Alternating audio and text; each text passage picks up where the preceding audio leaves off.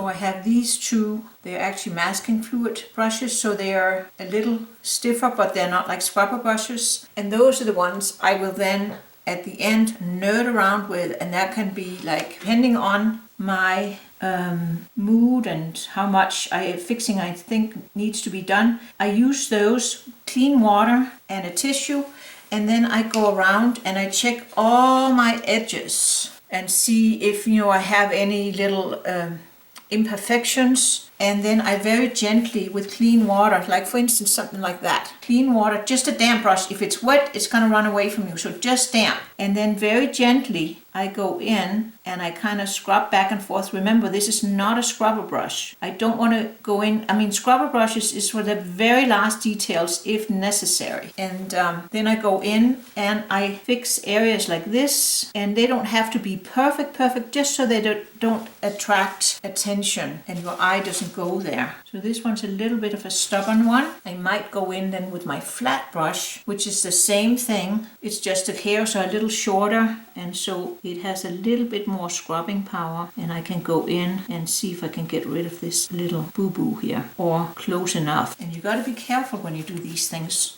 because you can sometimes do more damage than good. And so here on this side here, and fix this spot. So I'll use this one for like a little bit bigger areas, and the little ones for the little tiny ones, tiny areas. Didn't get rid of it completely, but I think it's better there. And this, is super boring to watch. So I just wanted to show you that is how I finish off these types of paintings that are more realistic. And I'll probably spend maybe another hour on that. And what I do is I put on some good music, and then I just do it. I kind of get into the zone and enjoy this. And if that's not your cup of tea, don't feel you have to do this. This is absolutely not necessary. It's, only if you want something that's a little bit more realistic looking, or you enjoy it. And again, don't overdo these things, because there's a certain point where then you start detracting from your artwork. So I'm going to do some more of that, and then I'm going to paint in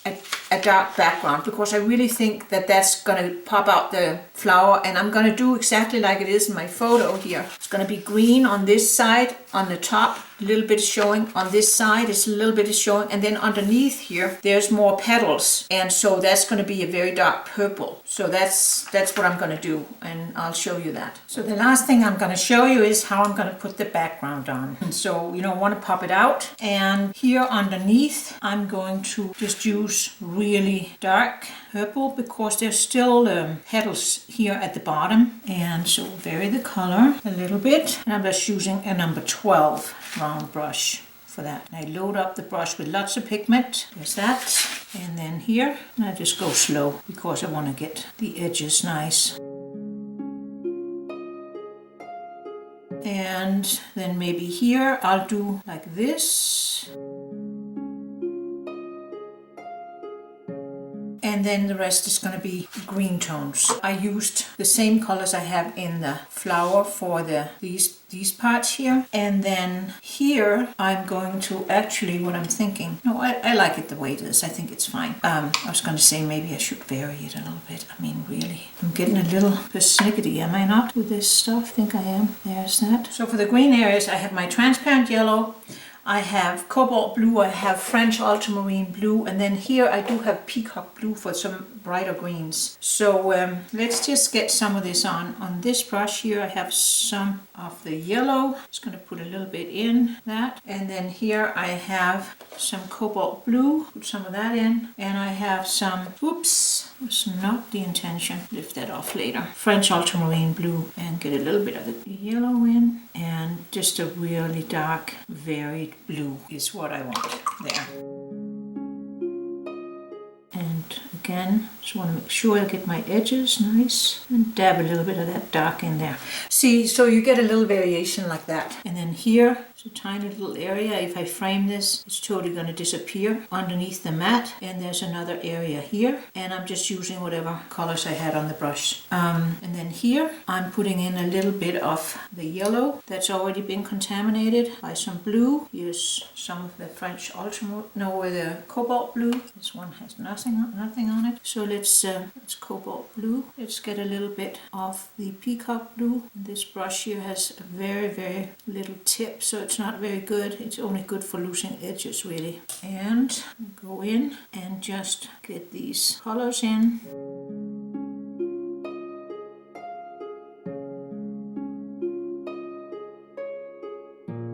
And just want to make sure you get your colors in while everything is wet, so you don't get any hard edges in your background. Of course, it's blurry, out of focus, and I just use this brush here, and so that picks up on there.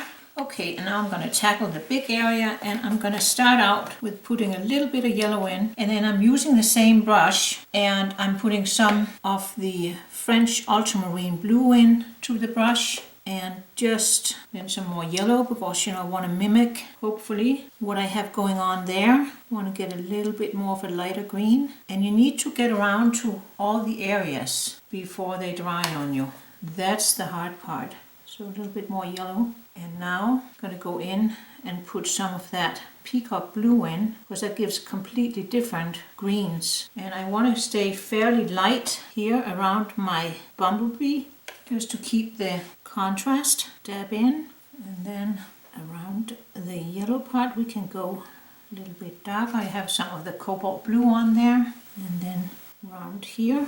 Make sure you catch those edges so that you don't get any hard edges in your background. That's really important, really important. And so I'm just mixing up the colors as I go to indicate foliage, and get some more of that. And keep your brush wet, but not dripping wet. And then if you just loaded it, kind of back into the colors again, so that you don't create blooms all of a sudden, because that would be a real bummer. Just catch those little white sparkles before. While the paint is still damp, I want to go in my credit card and just do a little bit like this, just to make sure that we get a little bit of those little hairy things on the Bumblebee that we so carefully created earlier.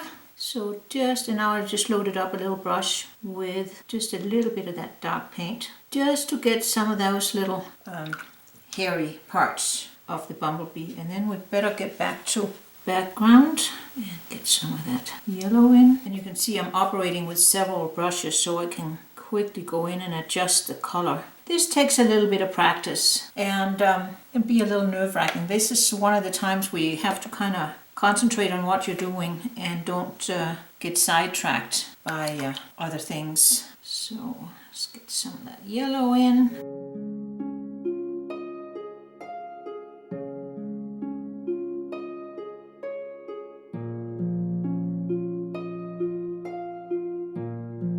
And there we have it. I think that's a nice background. And you can decide how you want to hang it. It can be this way, which is I think the way the original picture was, but I also think it looks really, really good if you put it this way. So that's up to you, but still have a little bit of edge cleanup, but I will declare this done for now. And I like that I got that in before things dried on me too much, and might be able to do a couple more here. And again, don't overdo it. Easily overdone these things. A couple of light ones. But I think that really, really popped out the flower doing it like this. And then however you like it better. So that was a long video. I hope it was useful and helpful for you to see how I actually finish up a painting so that it is framing ready. And first I'm going to take a good picture of it, high resolution, so I can put it on my website and I can have it made into prints and things like that. And yeah,